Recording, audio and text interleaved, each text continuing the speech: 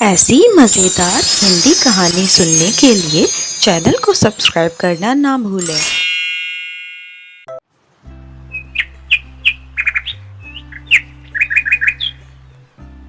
ये कहानी है गांव टूनपुर की, जहां एक बहुत ही सुंदर नदी हुआ करती थी। गांव वालों का मानना था कि वो नदी रहस्यमयी है और उसमें से कभी-कभी ढोल बजने की आवाज़ें आती थी। और अगर कोई गांव वाला उस नदी का पानी पी लेता तो वो जिंदा नहीं बचता था।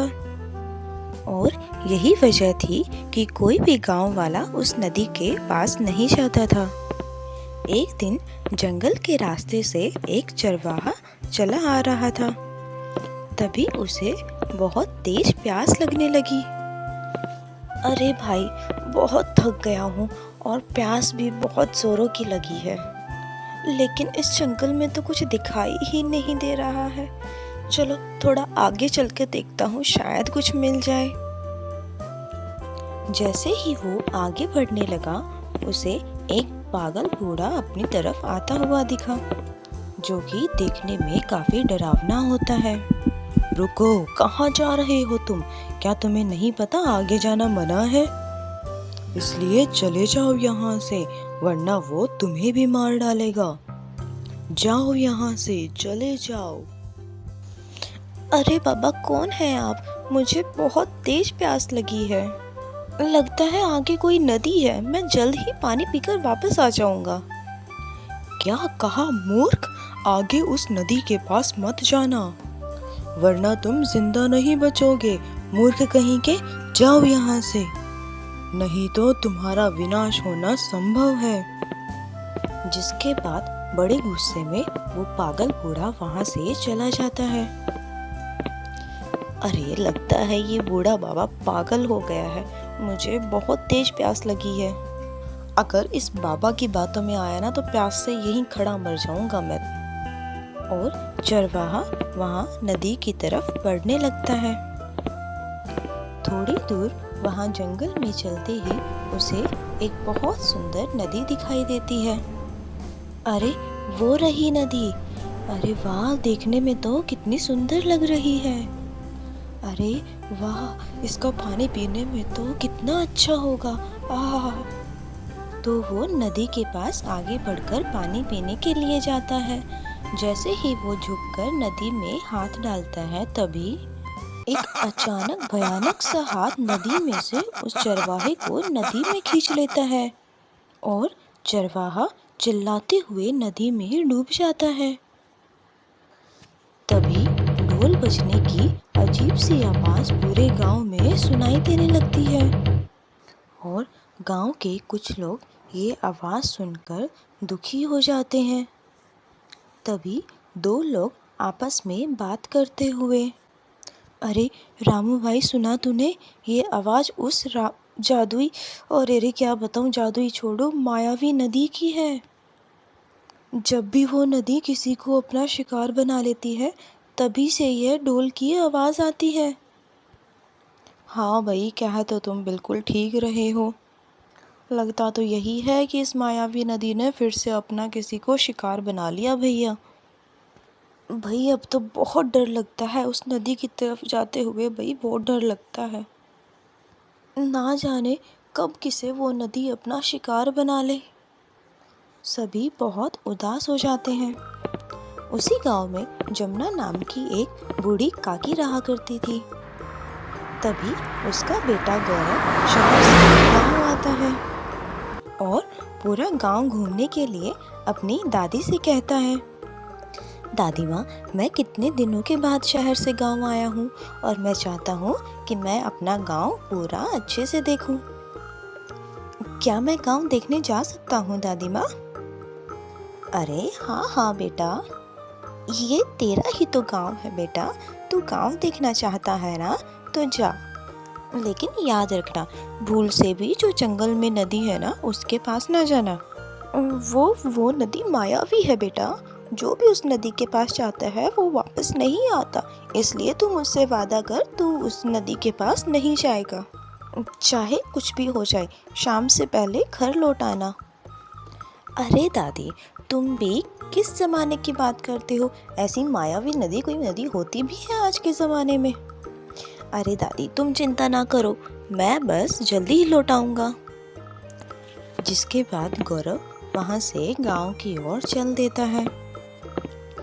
अरे बेटा, तू नहीं जानता, उस नदी का रहस्य बहुत ही भयानक है। बेटा, बस यही प्रार्थना करती हूँ कि भगवान तेरी रक्षा करे। हाँ। गौरव गांव के रास्ते चलते हुए जंगल जा पहुँचता है। अरे, ये तो मैं काफ़ी दूर निकल आया हूँ, पर ये जंगल इतना सुनसान क्यों है? ना कोई जानवर, ना कोई चिड़िया, कोई भी नहीं दिखाई दे रहा। हाँ, थोड़ा आगे चलकर देखता हूँ। जैसे ही गौरव आगे बढ़ता है, उसे वही पागल बूढ़ा नजर आता है। वो अचानक से उसका रास्ता रोक लेता है। कहाँ जा रहा है तू लड़के? आगे उस मायावी नदी के पास मत जाना। वो एक छलावा है, छलावा, तुझे भी नहीं बख्शेगा। मैं कहता हूँ वापस लौट जा यहाँ से। जिसके बाद वो बूढ़ा आदमी वहाँ से चला जाता है। अरे, कैसा भयानक बूढ़ा आदमी था! इतना बुरा आदमी तो मैंने आज तक नहीं देखा। लगता है ये बूढ़ा सठिया गया है। आगे चलकर ही देखना होगा इस नदी में आखिर राज क्या है। अरे, कितनी सुंदर नदी है! ऐसी नदी तो मैंने कभी नहीं देखी। वाह वाह! तभी अचानक से गौरव को एक आवाज़ सुनाई देती है, जैसे कोई आदमी बहुत जोर जोर से रो रहा हो। तभी वो देखता है कि एक बूढ़े साधु बाबा वहाँ बैठे रो रहे थे। गौरव उस आदमी के पास जाता है। कौन हो तुम और रो क्यों रहे हो?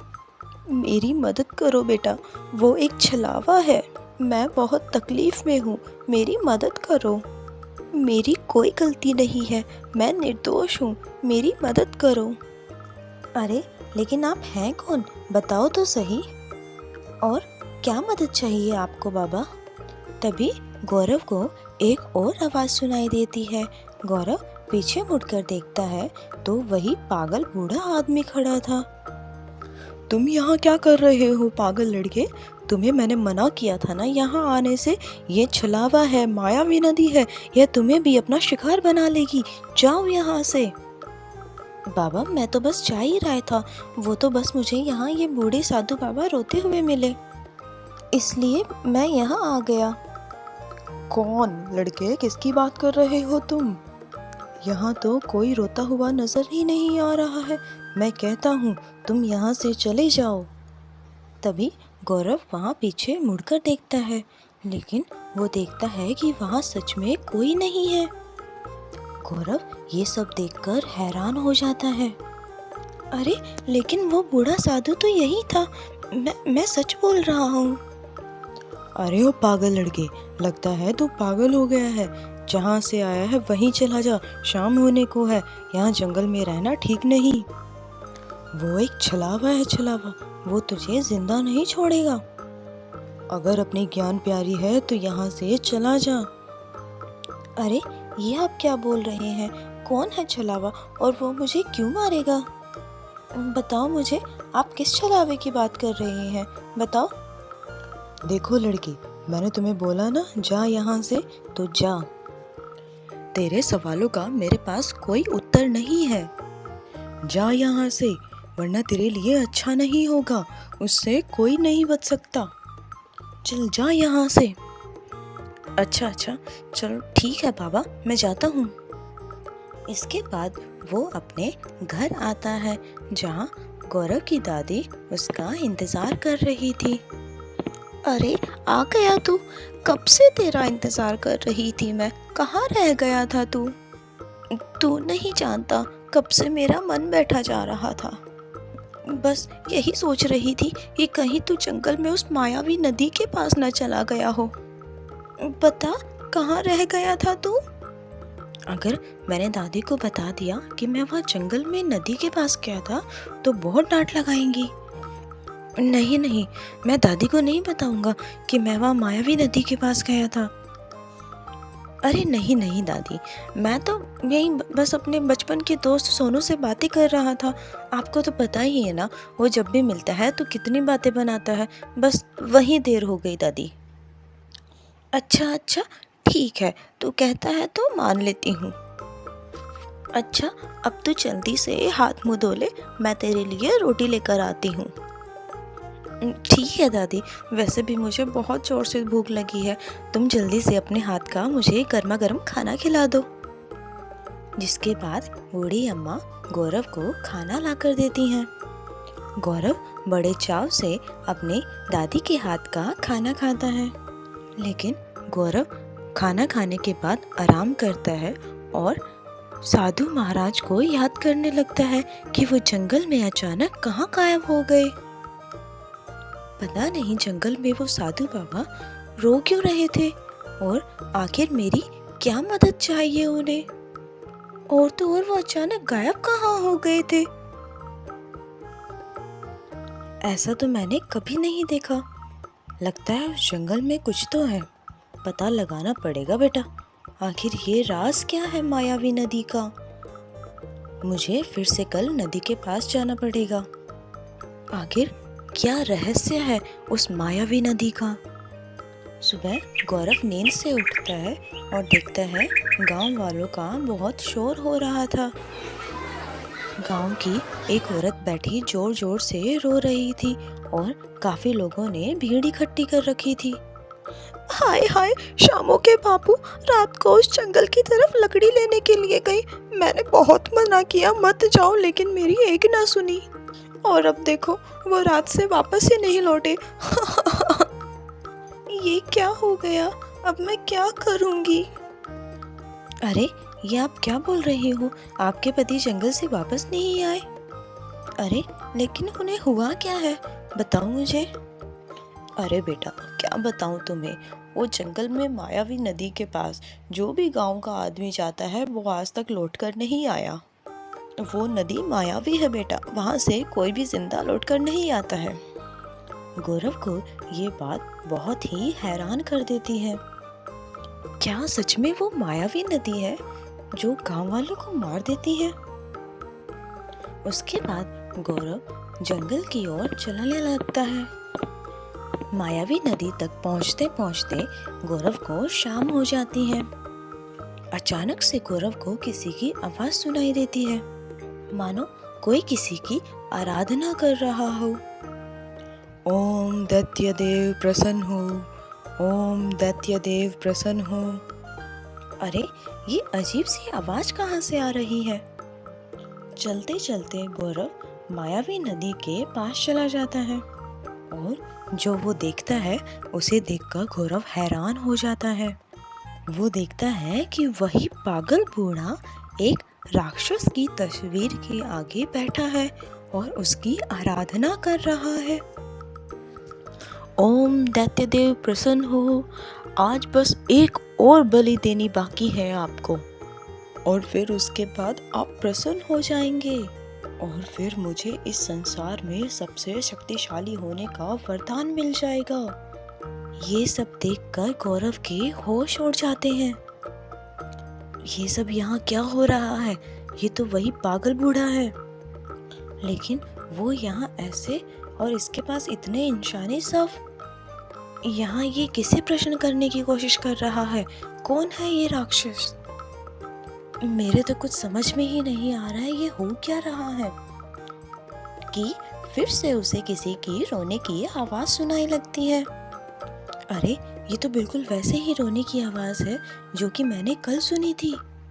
गौरव वापस उसी दिशा की ओर चलने लगता है और देखता है वही बूढ़ा साधु बाबा वही नदी किनारे बैठे रो रहे होते हैं। गौरव उसके पास जाता है। अरे तुम तो वही साधु बाबा हो ना जो कल यहाँ रो रहे थे, और तुम अचानक से गायब कहाँ हो गए थे। आखिर तुम कौन हो और तुम कल कहाँ गए थे। मैं तुम्हारे बारे में जानना चाहता हूँ, बताओ मुझे। मेरी मदद करो बेटा, मुझे मुक्ति दिलाओ। मैं तो बहुत वर्षों पहले ही मर चुका हूँ। लेकिन मेरी आत्मा आज भी यहीं भटक रही है। उस पापी को जब तक उसके किए की सज़ा नहीं मिलेगी, मेरी आत्मा यहीं भटकती रहेगी। इसे कभी शांति नहीं मिलेगी। ये आप क्या बोल रहे हैं? आप मर चुके हैं? आखिर कैसे? कैसे, बताओ मुझे। और कौन है वो पापी जिसे आप सज़ा दिलाना चाहते हो? बेटा, बहुत साल पहले की बात है। मेरे पिताजी रामगढ़ गांव में एक बहुत बड़े पुजारी थे और हम 2 भाई थे। मेरे पिताजी ने हम दोनों भाइयों को एक समान शिक्षा प्राप्त करवाई थी। मैं बचपन से ही बहुत होशियार और सीधा था, लेकिन मेरा भाई मेघनाथ उतना ही चालाक और घमंडी था। उसे बचपन से ही सबसे शक्तिशाली बनना था और इसीलिए उसने उसका गलत रास्ता अपनाया और किसी दैत्य की प्रार्थना करने लगा और उस दैत्य को खुश करने के लिए इंसानों की बलि देने लगा। जब ये बात मुझे पता चली तो मैंने ये सब बातें पिताजी को बता दी और पिताजी ने सभी गांव वालों के सामने उसको बेइज्जत कर गांव से निकाल दिया। तब से मेघनाथ, मेरा भाई, मेरी जान का दुश्मन बन गया और उसकी उस राक्षस को खुश करने की विधि भी अधूरी रह गई। एक दिन जब मैं इस गांव में ईश्वर की तपस्या करने आया तो मेरा भाई मेघनाथ, जो पहले से ही इसी गांव में दैत्य राक्षस की प्रार्थना कर रहा था, उसे खुश करने के लिए एक दिन उसने मुझे इस नदी के किनारे तपस्या करते हुए देख लिया और उसमें मुझसे बदला लेने की आशा जागृत हो गई। एक दिन वो पापी नदी किनारे आए हुए लोगों की बलि देने का षड्यंत्र रचने लगा और एक एक करके कई गांव वालों को मौत के घाट उतार दिया। लेकिन उसने इन सब का दोष मेरे माथे लगा दिया और उसने मुझे इन्हीं गांव वालों के हाथों मरवा दिया। लेकिन मेरी आत्मा को आज भी मुक्ति नहीं मिली है। मैं तब से इसी जंगल में भटक रहा हूँ। गौरव ये सब सुनकर हैरान रह जाता है। क्या ये तुम क्या कह रहे हो? क्या तुम्हारा दुष्ट भाई मेघनाथ ही तुम्हारी हत्या का जिम्मेवार है? लेकिन इस जंगल में जो भी गांव वाला पानी पीने के लिए इस मायावी नदी के पास आता है, उसकी मृत्यु का क्या राज है? क्या सच में ये एक मायावी नदी है? बताओ मुझे। नहीं, ये कोई मायावी नदी नहीं है, बल्कि गांव वालों की मौत के पीछे मेरे दुष्ट भाई मेघनाथ का ही हाथ है। वो दैत्य राक्षस की पूजा कर कर इन गांव वालों की बलि चढ़ाता है ताकि उसे प्रसन्न कर सके और दुनिया का सबसे सर्वश्रेष्ठ शक्तिमान व्यक्ति बन सके। और अब तो एक समस्या यह भी है कि उसकी सभी विधि पूरी होने को है, बस उसे एक और शिकार की ज़रूरत है, फिर वो दुनिया का सबसे शक्तिशाली व्यक्ति बन जाएगा और जिसके बाद वो दुष्ट इस दुनिया का सर्वनाश कर देगा। ये तुम क्या बोल रहे हो? क्या सच में वो दुष्ट इतना खतरनाक है? और वो सब ये कैसे करता है, बताओ मुझे। जब भी कोई गांव वाला इस जंगल में आता है और जब उन्हें प्यास लगती है तो वो इस नदी के पास आते हैं और वो मेरा भाई मेघनाथ पहले से ही इस नदी के अंदर होता है, गांव वालों का इंतज़ार कर रहा होता है। जैसे ही कोई गांव वाला वहाँ पानी पीने के लिए आता है, वो उसे अंदर खींच लेता है और अपनी मायावी शक्ति से उसको बेहोश कर देता है और ऐसा करके वो दैत्य राक्षस को गांव वालों की बलि दे देता है। अब बस उसकी ये आराधना पूरी होने को है। अब उसे अपने आखिरी शिकार की आवश्यकता है, जिसकी बलि देकर वो दैत्य राक्षस को प्रसन्न कर लेगा और फिर उसे इस संसार में सर्वशक्तिमान का वरदान मिल जाएगा। नहीं नहीं, मैं ऐसा कभी नहीं होने दूंगा। वो पापी उस दैत्य राक्षस को कभी प्रसन्न नहीं कर पाएगा। मैं बिल्कुल भी नहीं होने दूंगा ऐसा, और ना ही अब से मैं किसी भी गांव वाले को उसका शिकार बनने दूंगा। उस दुष्ट को उसके किए की सज़ा ज़रूर मिलेगी और गांव वालों को ये भी पता चलेगा कि दुष्ट तुम नहीं थे, तुम्हारा भाई था। वही अपराधी है इन गांव वालों की हत्या का। दुष्ट पापी की सच्चाई मैं गांव वालों के सामने लाकर रहूंगा। बेटा, जब तक उस दुष्ट को अपने किए हुए सारे पापों की सज़ा नहीं मिलेगी, मेरी आत्मा को शांति नहीं मिलेगी और मैं यूं ही इस जंगल में भटकता रहूंगा। मेरी मदद करो। लेकिन बेटा, उस पापी की मौत इतनी आसानी से नहीं होगी। उसके लिए तुम्हें नदी के पास वाले शिव मंदिर से गंगाजल लेकर आनी होगा। उसी गंगाजल से दुष्ट मेघनाथ जलकर राख हो जाएगा। लेकिन यह सब तुम्हें बड़ी होशियारी के साथ करना होगा, क्योंकि अगर उस दुष्ट को कहीं से भी तुम्हारे इस मनोकामना की भिन्न भी लग गई तो वो तुम्हें जिंदा नहीं छोड़ेगा। आप चिंता न करें बाबा, मैं नदी पार करके शिवजी के मंदिर से वह गंगाजल जरूर लेकर आऊँगा। और अब तुम देखना, उस दुष्ट मेघनाथ को अपने किए की सज़ा ज़रूर मिलेगी और तुम्हारी आत्मा को मुक्ति भी मिलेगी। अगले ही दिन गौरव वहाँ शिव मंदिर में जा पहुँचा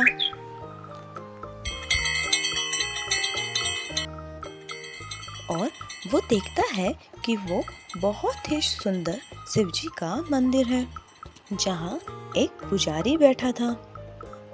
पुजारी जी, मैं वहाँ मायावी नदी के उस पार से आया हूँ। मुझे शिवजी के चरणों का गंगाजल चाहिए। इस गंगाजल से मुझे इस दुष्ट का सर्वनाश करना है। सर्वनाश? आखिर बेटा तुम किस दुष्ट के सर्वनाश की बात कर रहे हो? बताओ मुझे, क्यों तुम्हें शिवजी का अमृत गंगाजल चाहिए? उसके बाद गौरव पुजारी जी को सारी बात बताता है। हाँ हाँ, क्यों नहीं बेटा, मैं तुम्हें अभी लाकर गंगाजल देता हूँ।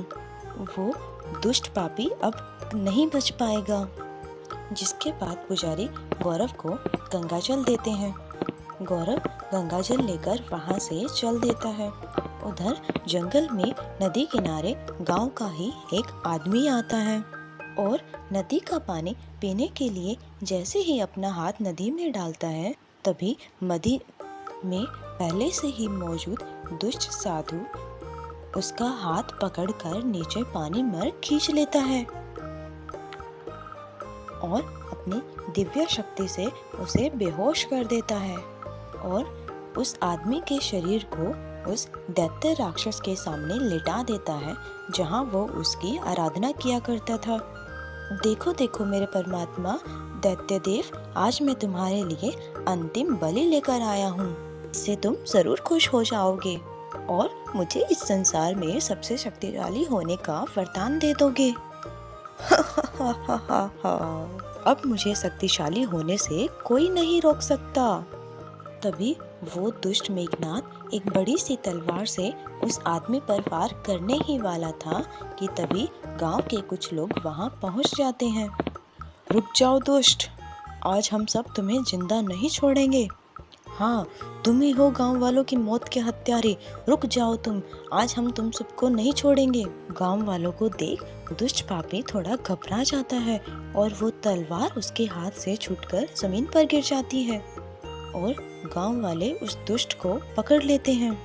लेकिन दुष्ट पापी देखते ही देखते गांव वालों के बीच से गायब हो जाता है और जोर जोर से कहने लगता है, तुम मुझे कभी नहीं पकड़ पाओगे गांव वालों, ये तुमने अच्छा नहीं किया। आज मैं इस गांव वाले के साथ अपने परमात्मा दैत्य को तुम सबकी भी बलि दूंगा। हाँ, मैं तुम सबको मार डालूंगा। उस दुष्ट आदमी की ये बात सुनकर गांव वाले सभी बहुत डर जाते हैं। फिर वो दुष्ट मेघनाथ फिर से प्रकट हो जाता है कि तभी वहाँ गौरव गंगाजल लेकर आता है। दुष्ट पापी, अब तुझे अपने किए की सजा जरूर मिलेगी। ये देख, अब तू जलकर खाक हो जाएगा। अब तू नहीं बच पाएगा। तूने जितने भी पाप अब तक किए हैं उन सब की सजा तुझे आज मिलेगी। गौरव गंगाजल उस दुष्ट पापी के ऊपर फेंक देता है। नहीं नहीं, ये तुमने क्या किया है लड़के? मेरे इतने वर्षों की तपस्या तुमने मिट्टी में मिला दी। नहीं नहीं, ये तूने अच्छा नहीं किया। और देखते ही देखते वो पापी जलकर भस्म हो जाता है। गांव वाले बड़ी हैरानी से ये सब दृश्य देख रहे होते हैं और सब अच्छे से समझ जाते हैं। तुम्हारा बहुत बहुत धन्यवाद गौरव बेटा। अगर तुम हमें कल रात यहाँ आने के लिए ना कहते तो हम इस दुष्ट पापी की सच्चाई कभी नहीं जान पाते। हम हमेशा से यही समझते रहे कि ये नदी ही मायावी है जो कि गांव वालों की मौत का कारण है, लेकिन तुमने हमारी आंखों पर पड़ा इतना बड़ा पर्दा हटा दिया। अगर तुम ना आते तो वो पापी ऐसे ही हम गांव वालों की बलि देता रहता। सच में बेटा, तुम बहुत ही बहादुर हो। तुम हम गांव वालों के लिए एक फरिश्ता बनकर आए हो बेटा। अरे नहीं बाबा, ये तो मेरा कर्तव्य था। आप मुझे धन्यवाद मत कीजिए। ये गांव जितना आप लोगों का है उतना ही मेरा भी है, इसलिए मैंने जो कुछ भी किया वो अपने और अपने गांव वालों के लिए किया। यह सुनकर गांव वाले बहुत खुश होते हैं। तभी गौरव को वो बूढ़े साधु बाबा नजर आते हैं। तुम्हारा बहुत बहुत धन्यवाद बेटा। अब मेरी आत्मा को शांति मिल गई है।